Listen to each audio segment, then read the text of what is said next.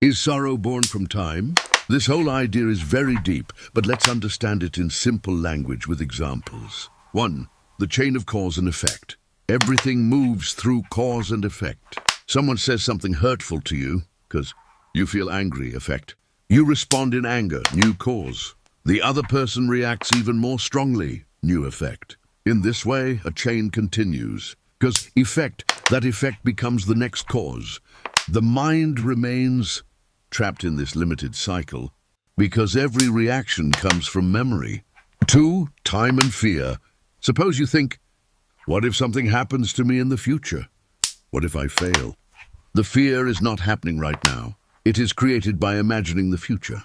In the present moment you may be safe, but thought creates a picture of what might happen. That gap between now and what may happen is psychological time.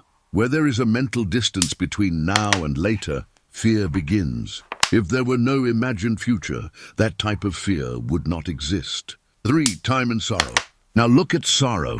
A loved one passes away. The event happens once, but the mind keeps repeating it.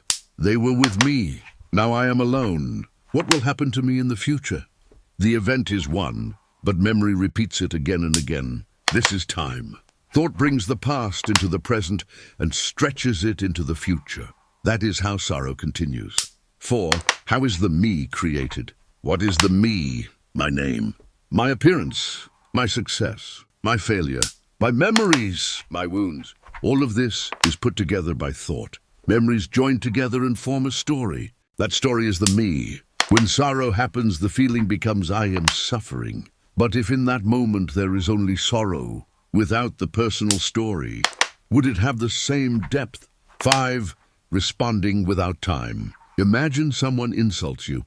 The usual response is, how could they say that to me? I'll show them. I've been hurt like this before. All of this comes from past memory. But if in that very moment the event is seen without bringing in the past, the response is different. It is immediate, clear, and without burden. 6. The real question. Is time the root of sorrow? Is thought what keeps suffering alive? If in a moment of pain there is no thought, no comparison, no future projection, no past story, does psychological suffering remain in the same way? Physical pain is different, but mental suffering is often sustained by thought. 7. Not escaping but facing. We often escape sorrow by turning to religion, by explaining it through karma, by blaming others. But here the point is to face sorrow directly in the very moment it arises, without judgment, without searching for a solution. When there is only observation, the observer and sorrow are not separate. And in that direct seeing is the true consequences.